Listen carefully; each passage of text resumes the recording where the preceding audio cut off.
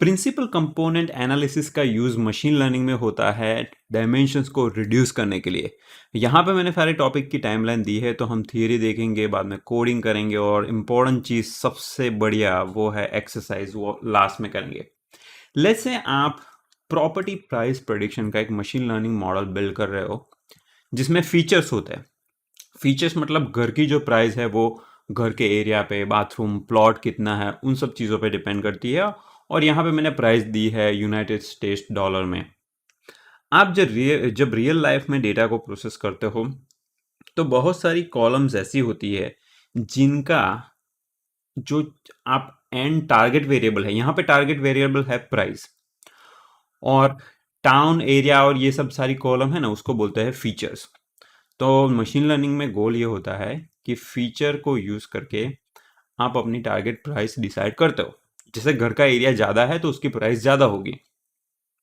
लेकिन जब आप डेटा सेट को प्रोसेस करते हो तो बहुत सारी कॉलम ऐसी होती है जिसकी इम्पैक्ट टारगेट वेरिएबल पे इतनी ज़्यादा नहीं होती।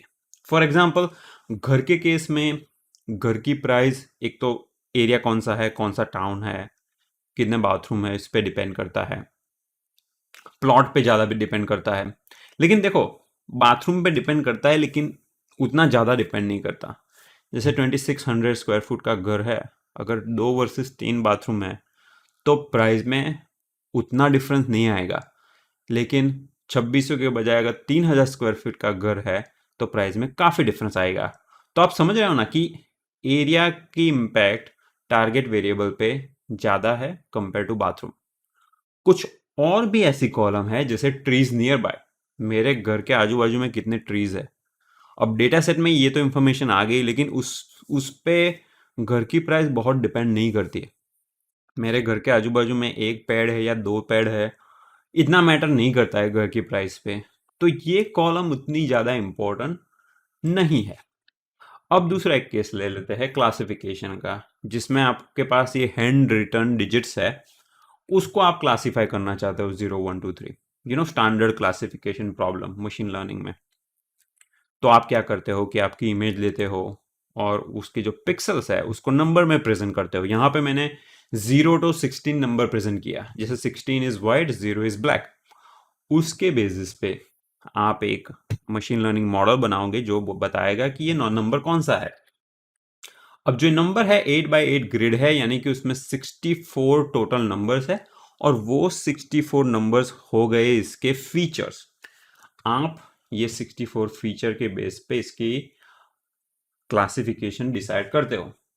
लेकिन अगर आप ध्यान से सोचोगे तो कई सारे पिक्सल्स ऐसे होते हैं जो फाइनल क्लासिफिकेशन में उतना रोल प्ले नहीं करते। जैसे ये साइड के ये 2 पिक्सल मैंने यहाँ पे दिखाए हैं, हर एक इमेज में वो पिक्सल्स ब्लैक है। वो पिक्सल डिसाइड नहीं करता है कि नंबर कौन सा है।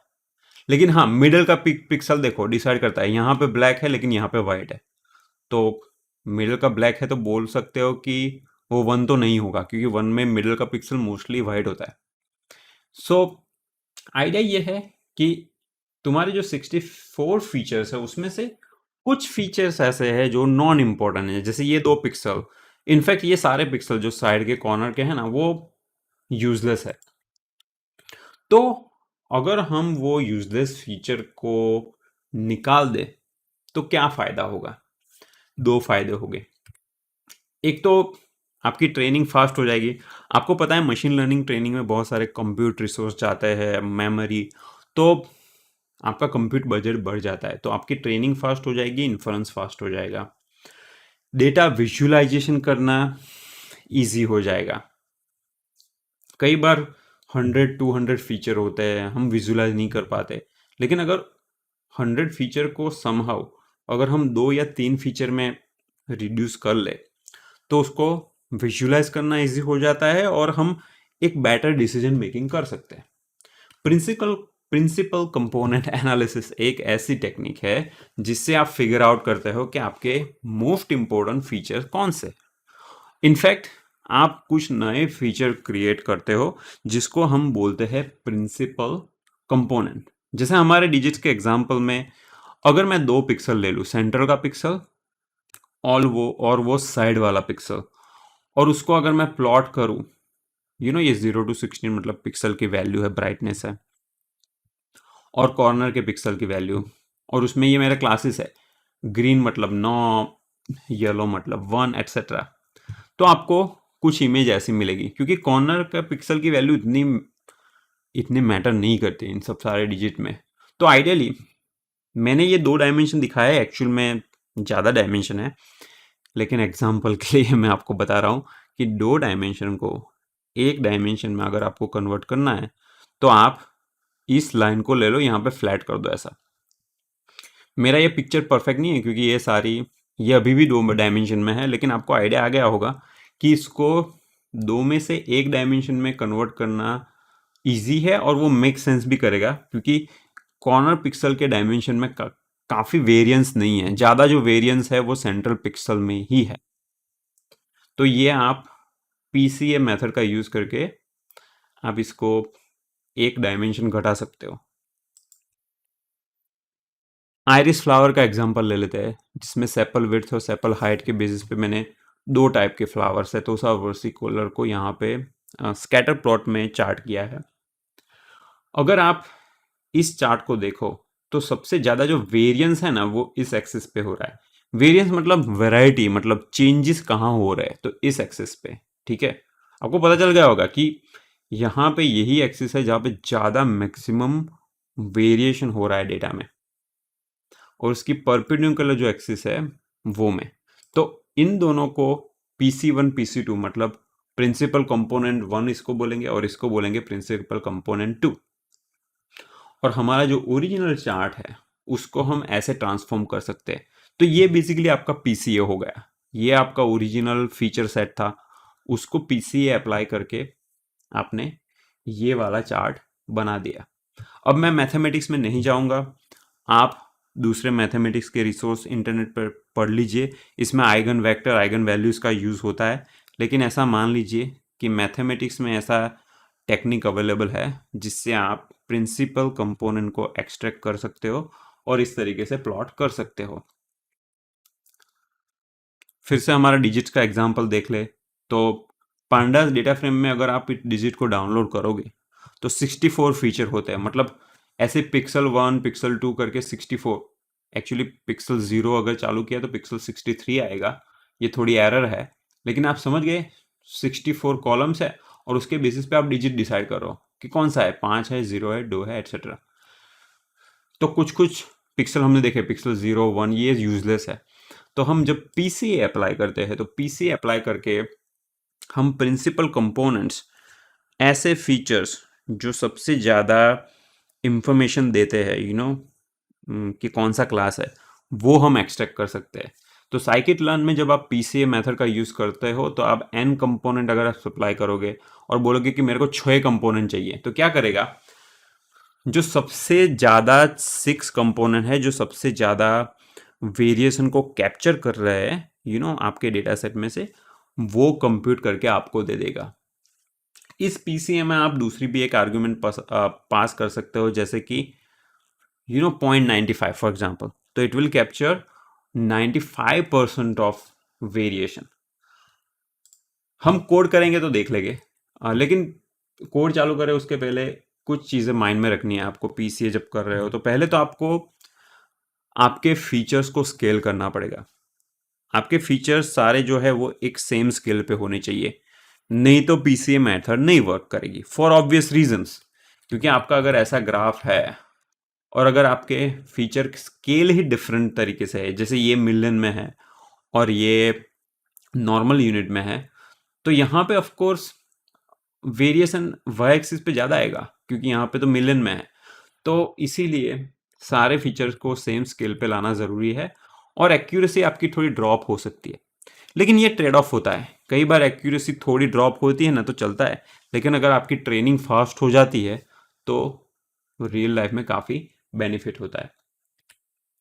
तो पीसीए को डायमेंशनलिटी रिडक्शन टेक्निक भी बोलते हैं, क्योंकि वो डायमेंशन को रिड्यूस करती है, और हमको डायमेंशनलिटी कर्व्स, जो कि पॉपुलर टर्म है मशीन लर्निंग में, डायमेंशनलिटी कर्व्स से ये टेक्निक हमें बचाती है। चलो कोडिंग चालू करते हैं। दोस्तों मैंने यहाँ पे जुपिटर नोटबुक में पांडास को इंपोर्ट कर लिया है और sklearn में से लोड डिजिट्स मेथड को इंपोर्ट किया है और इसका यूज़ करके हम जो sklearn में से डिजिट्स डेटा सेट है, जो hand written digits data set है, उसको डाउनलोड करेंगे। और डेटा सेट ऑब्जेक्ट यहाँ पे होता है वो डिक्शनरी होता है।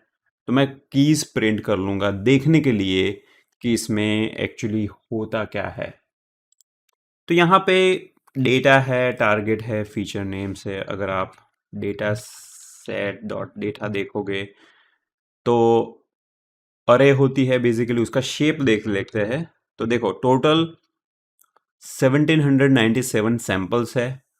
हर एक सैंपल मतलब एक हैंड रिटन डिजिट, और वो जो है वो सिंपल एरे है जिसमें 64 एलिमेंट्स है। तो बेसिकली अगर आप पहला एलिमेंट देख लोगे यहाँ पे, तो सिंपल नंपाई की अरे है जिसमें टोटल 64 पिक्सल वैल्यूज है, और ये वैल्यू 0 और 16 के बीच में होती है। हम मैटप्लॉटलिब से डिजिट्स को प्रिंट कर देते हैं ताकि आपको पता चले कैसे होता है। और वो करने से पहले हमें रीशेप करना पड़ेगा नंपाई अरे को, क्योंकि ये फ्लैट एक डायमेंशन वाली अरे है। हमें उसको 2 डायमेंशन की अरे में अगर डिवाइड करना है, अगर कन्वर्ट करना है बेसिकली, तो रीशेप करना पड़ेगा कॉल। तो इसने क्या किया, 64 एलिमेंट वाली एक डायमेंशन अरे थी उसको 2x2 अरे में कन्वर्ट कर दिया, जिसका डायमेंशन है 8, और रो के अंदर पिक्सल्स है और 8 पिक्सल है कॉलम में। और अब इसको मैं मैटप्लॉटलिब में प्रिंट कर लेता हूँ। मैटप्लॉटलिब मैंने इस यहाँ पे इंपोर्ट कर ली है, और मैं बोलूँगा प्लॉट डेट ग्रे, मैं ग्रे में प्लॉट करूँगा इमेज को, और प्लॉट डॉट मैट शो मतलब मैट्रिक शो। मैट्रिक जो होता है, कौन सा मैट्रिक, ये वाला, ये है ना 2 डायमेंशनल अरे मतलब मैट्रिक है, इसको शो करो। तो देखो ये आ गया आपका हैंड रिटन डिजिट। ये 0th सैंपल था। अगर फर्स्ट सैंपल देखोगे तो 1 आता है, सेकंड सैंपल देखोगे तो 2 आता है। ओके, तो ऐसा करके हमने थोड़ा डेटा विजुअलाइजेशन कर दिया। आप टारगेट जो मेंबर है डेटा सेट का, उसको भी प्रिंट करके देख सकते हो। तो जो टारगेट है वो आपका फाइनल डिजिट है। जैसे यहाँ पे सेकंड वाली इमेज है, उसमें नंबर 2 था, तो यहाँ पे टारगेट में अगर आप देखोगे तो भी नंबर 2 है। तो ये है टारगेट वेरिएबल, ये है आपका फीचर सेट। ओके, ये तो सब सिंपल था, आपको पता चल गया होगा। मैं अब इसको डेटा फ्रेम में कन्वर्ट करूंगा। पांडास डेटा फ्रेम के अंदर हम कन्वर्ट कर देंगे। तो डेटा सेट डॉट डेटा यहाँ पे मैंने पास किया, तो डेटा फ्रेम आ जाएगी। देखो ये आ गई डेटा फ्रेम, जिसमें टोटल 64 कॉलम है यहाँ पे। लेकिन जो कॉलम के नाम है ना वो बराबर नहीं है। तो मैं कॉलम के नाम जो है वो, देखो ये जो डेटा सेट होता है ना, उसमें ये फीचर नेम्स करके एक एलिमेंट है, उसको अगर आप प्रिंट करोगे तो वो कॉलम के नेम है बेसिकली। 0th रो में 0th पिक्सल, 0th रो में फर्स्ट पिक्सल, ऐसा सब। तो इसी को ही मैं as a column name use करूंगा यहाँ पे। तो मैं जब बोलता हूँ कि कॉलम्स इक्वल टू दिस, तो देखो कॉलम का नाम आ गया वो, और इसको हम df में स्टोर कर देते हैं, df डॉट हेड आ गया। काफ़ी सिंपल, अगर आपने मेरे पांडास के ट्यूटोरियल्स देखे तो आपको पता चल जाएगा।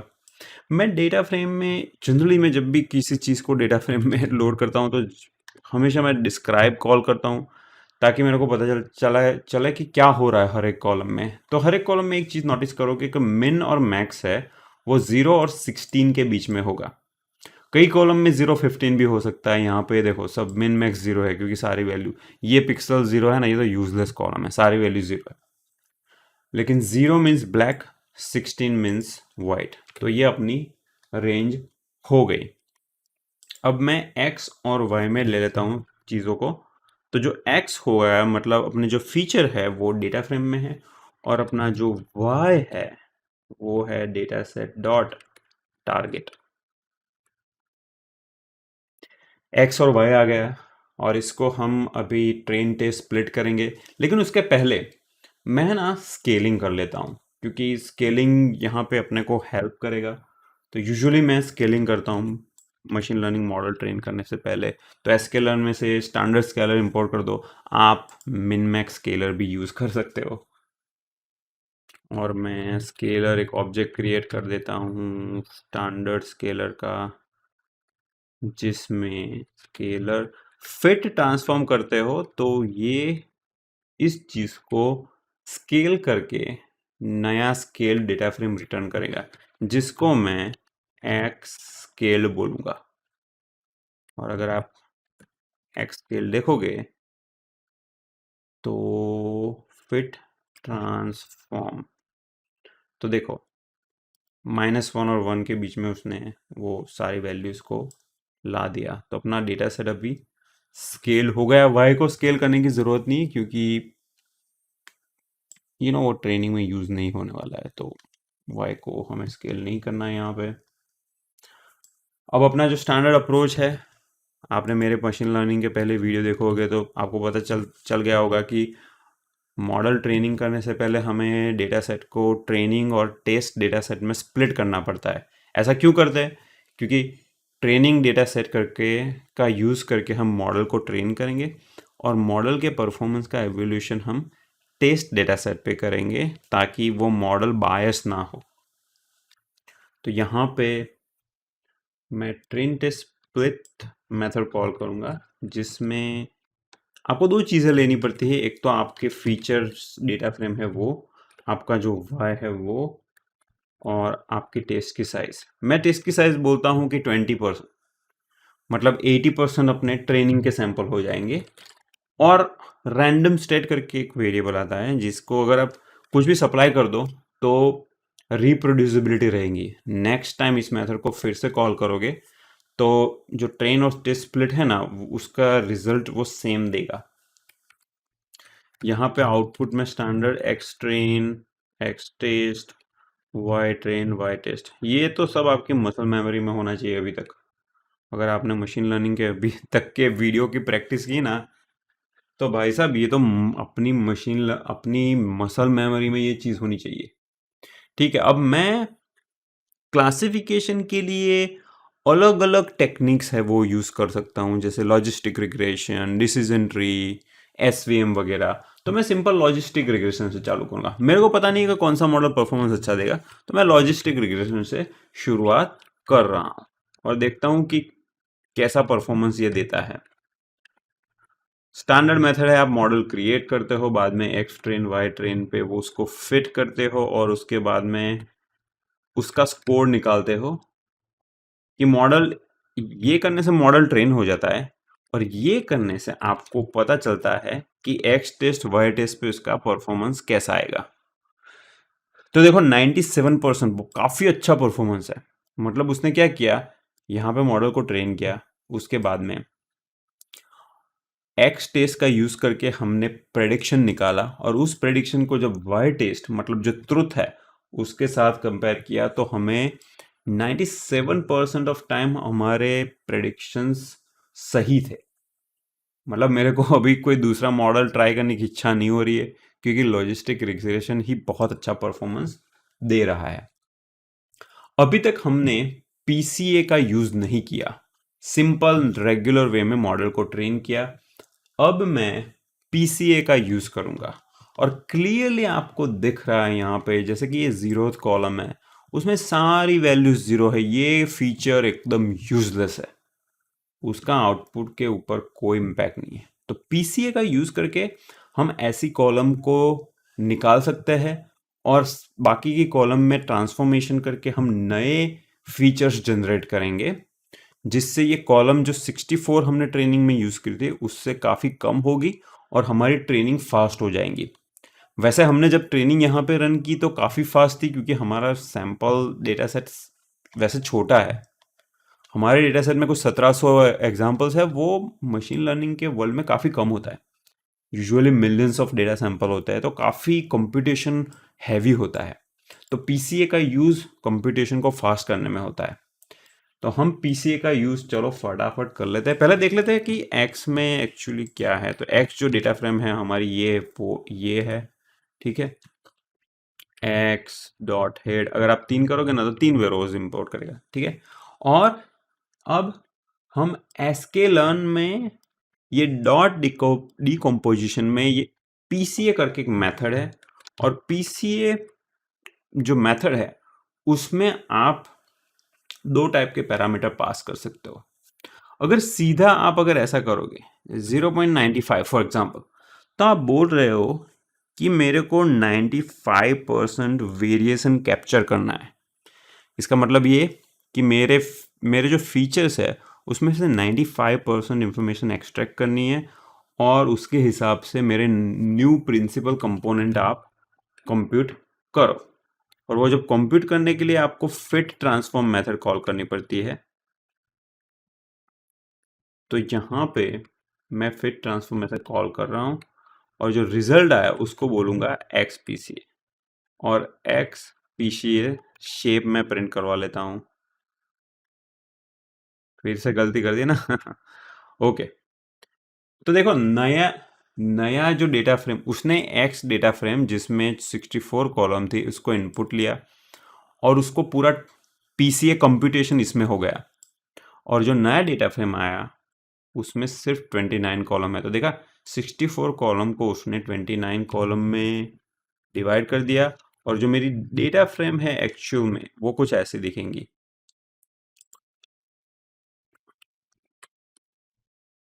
वो नंपाई एरे होती है, वो डेटा फ्रेम नहीं होती एक्चुअली।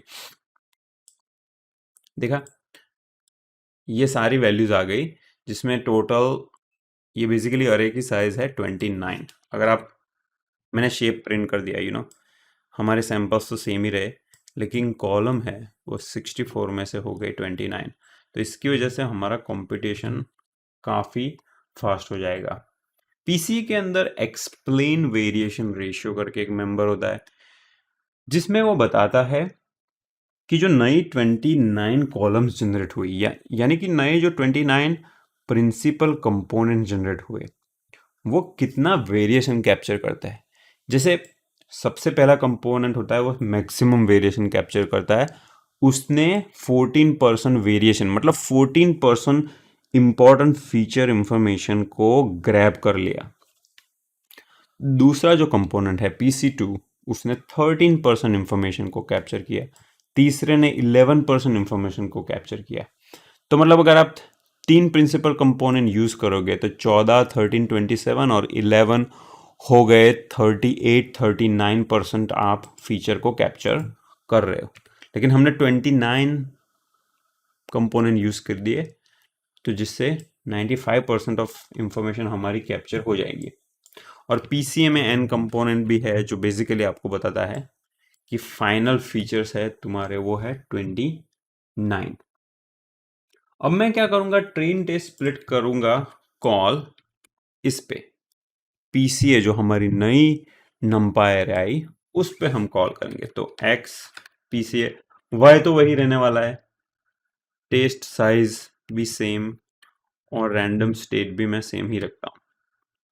और जो रिजल्ट आएगा यहाँ पे वो होगा x train PCA, x test PCA,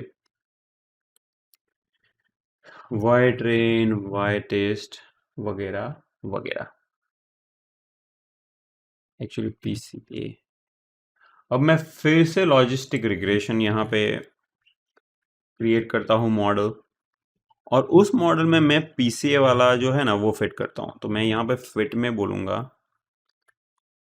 ये ले लो भाई, एक्स ट्रेन वाई ट्रेन, और उसके बाद में मॉडल ट्रेन करने के बाद में मॉडल का score x test PCA y test. देखो एक एरर आ गई कि total number of iteration reach, क्योंकि हमारा लॉजिस्टिक रिग्रेशन क्लासिफायर कन्वर्ज होने में फेल हो गया है। अब ये बोलता है कि थोड़े मैक्सिमम आइटरेशन बढ़ा दो, मतलब यहाँ पे जो हमारा आइटरेशन है हम उसको बढ़ा देते हैं 1000।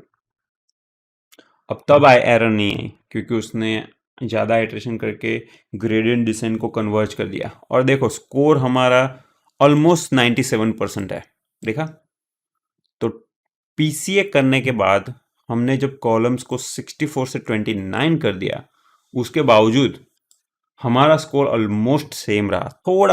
थोड़ा घटा है लेकिन ऑलमोस्ट लाइक 97%। पहले कितना था? 97.22, अभी है 96.94, तो मतलब ऑलमोस्ट सिमिलर रहा। तो आपने ये देख लिया पीसीए का एडवांटेज कि पीसीए करने से आप अपनी ट्रेनिंग जो है, ट्रेनिंग का बजट रिड्यूस कर सकते हो बेसिकली। आपका कंप्यूटेशन पावर, अगर आप जीपीयू वगैरह यूज़ कर रहे हो, क्लाउड में कुछ रिसोर्सेज यूज़ कर रहे हो, तो आपका बिल कम आएगा। ये आइडिया है पीसीए का। अब मैं पीसीए जो है, पहले तो हमने 0.95 करके ऐसे क्रिएट किया था। एक दूसरा उसको तरीका होता है कि आप एन कंपोनेंट बोल सकते हो। तो चलो मैं ऐसा करता हूँ कि सिर्फ 2 प्रिंसिपल कंपोनेंट्स यूज करके देख लेता हूँ कि कितनी एक्यूरेसी आती है, ठीक है। बाकी का कोड तो सेम ही है। तो इस बार देखो मेरा एक्स पीसीए का शेप आया 2, क्योंकि मैंने यहाँ पे एक्सप्लिसिटली बोला कि भैया नया जो डेटा सेट आप क्रिएट कर रहे हो उसमें सिर्फ 2 फीचर्स होने चाहिए, और वो हो गए PC1 और PC2। जो फर्स्ट 2 प्रिंसिपल कंपोनेंट है मेरे को वही दो, उससे ज़्यादा मेरे को नहीं चाहिए। तो देखो, देखा, अरे के अंदर 2 ही एलिमेंट है। अगर मैं 5 बोलूँगा तो 5 करेगा, देखो 1 2 3 4 5। बहुत सिंपल है। मैं 2 करके आपको दिखाना चाहता हूँ कि एक्चुअल में होता क्या है। यहाँ पे एक्सप्लेन वेरिएशन रेशियो सेम ही था, पहले का जो था वही 14% 13%। मतलब अब मैं जब ट्रेनिंग करूँगा ना तो मेरा फीचर्स सिर्फ 27% कैप्चर हो रहा है। तो नेचुरली मैं एक्सपेक्ट कर रहा हूँ कि मेरी एक्यूरेसी घटेगी, लेकिन मैं आपको सिर्फ दिखाना चाहता हूँ। तो मैं सेम ही कोड है दोस्तों जो यहाँ पे आगे किया था वही मैं कॉपी पेस्ट अभी कर रहा हूँ, और जब मैं ट्रेनिंग करूँगा तो उसकी एक्यूरेसी आएंगी 60%। जैसे ही आप प्रिंसिपल कंपोनेंट को बढ़ाते हो, 2 के बदले मैंने बोल दिया चलो 10, तो आपकी एक्यूरेसी है ना बढ़ने लगती है। देखो 10 में हो गई 94%, ठीक है। तो आपको फ्रेंड्स पता चल गया होगा कि पीसीए यूज़ करने का एक ट्रेड ऑफ होता है। आपको अगर ट्रेनिंग ज़्यादा फास्ट करवानी है तो कई बार ऐसा होता है कि आपको अपनी एक्यूरेसी में कॉम्प्रोमाइज़ करना पड़ेगा, लेकिन कई बार ऐसा होता है कि एक्यूरेसी बहुत ज़्यादा कॉम्प्रोमाइज़ किए बिना आप अपने ट्रेनिंग का टाइम बहुत ज़्यादा घटा सकते हो। तो इस वीडियो में सिर्फ इतना ही था। अब मोस्ट इम्पोर्टेंट चीज़ आ रही है और वो है एक्सरसाइज। आपको दोस्तों हार्ट डिसीज़ का एक डेटा सेट है केगल पर से डाउनलोड करना है। अगर डाउनलोड नहीं करना है तो मेरे एक्सरसाइज फोल्डर में मैंने CSV फाइल ली है, तो उस डेटा सेट को आप डाउनलोड करो। और वो डेटा सेट में आपको दिखेंगे कि बहुत सारे फीचर्स है, और इस फीचर के बेसिस पे आप बता रहे हो कि पर्सन को हार्ट डिसीज़ है या नहीं। तो आपको बहुत सारी चीज़ें करनी है, outlier removal, label encoding, scaling. तो ये एक्सरसाइज करने से आपको अभी तक जो मशीन लर्निंग के कॉन्सेप्ट आप सीखे हैं वो काफ़ी सारे रिफ़्रेश हो जाएंगे, और मैं आशा रखता हूँ कि आप पहले ट्राई करोगे और उसके बाद में ही सॉल्यूशन लिंक को क्लिक करोगे। ये सॉल्यूशन लिंक है ना, बड़ी मज़ेदार बड़ी टेस्टी चीज़ है। आपको ऐसा होता है कि मैं क्लिक कर दूँ, जैसे चाय और समोसे सामने पड़े और मैं खा लूँ। तो ऐसा मत करो। अगर ऐसा करोगे ना तो आपके कंप्यूटर को फियर हो जाएगा। तो अगर आपको कंप्यूटर की हेल्थ अच्छी रखनी है तो आप खुद से ट्राई करो। खुद से ट्राई करने के बाद आप सॉल्यूशन लिंक क्लिक कर सकते हो। अगर आपको ये वीडियो पसंद आया है तो दोस्तों थम्स अप तो बनता है, वो मेरे सेशन की फ़ीस है। और आपके जो फ्रेंड्स जो सीख रहे हैं अभी मशीन लर्निंग, उनके साथ ये ज़रूर शेयर कीजिए। Thank you.